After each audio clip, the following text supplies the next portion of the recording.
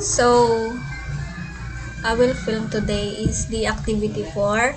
Own app referred to mag-quiz ka, which have 3 categories and 10 questions per category.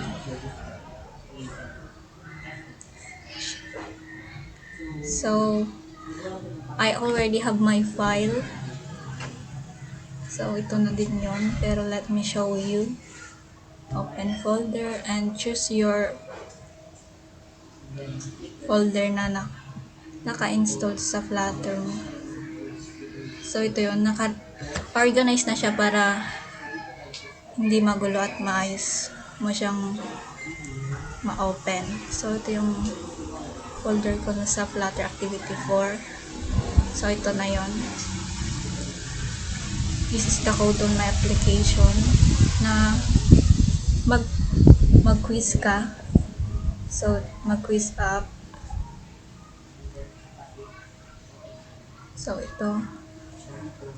I labeled it as my name, course Bernaldine Tabayoyong, and ito yung mga text niya, mag-quiz ka. And so, dito na yung category ng application. Yung tatlo, yung Math, English, and Filipino. So, each category ay may 10 questions. Yes. So, yan. So, already choose my color to my app. So, yan. Pwede mong palitan. Madaming colors dito. So, let's try to run it. Yan.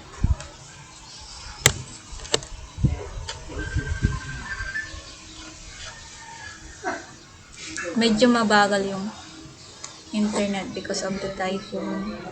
So, let's wait.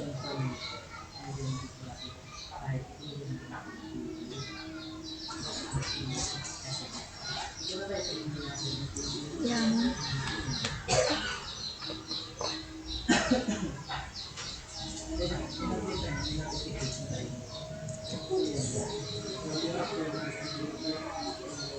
Palubat pa tayo, guys.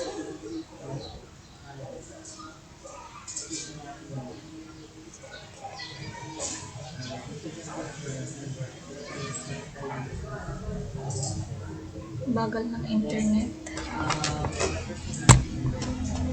Ayan.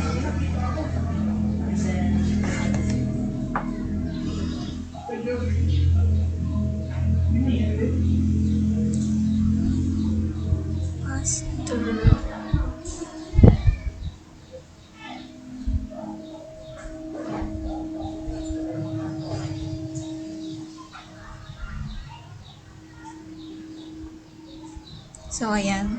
So, yung pinili kong color is yung dark purple. So, andito na. And yung name ko, andito na. So, let's see. Sa first category. Oh, let me full screen it.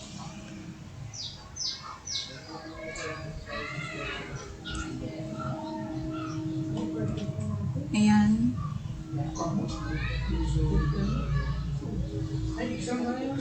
So, kung tama mo yung sagot mo, dun yung mga check siya. Kung wrong naman is like this.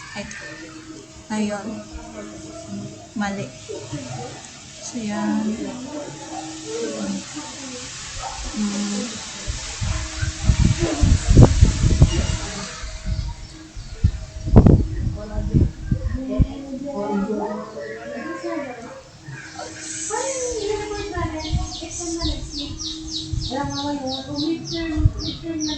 So, ayan yung score ko. Back to categories sa English naman.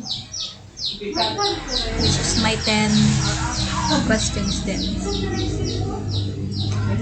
Ayan.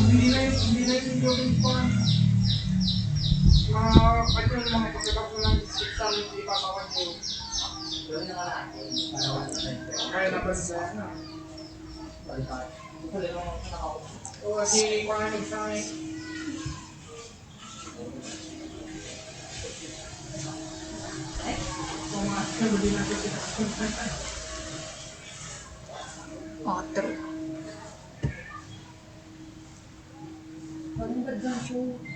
Yan. Tapos na natin sa English, sa Filipino naman.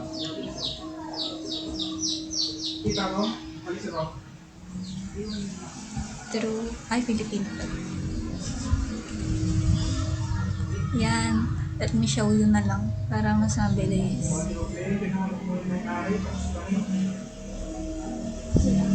False. More than.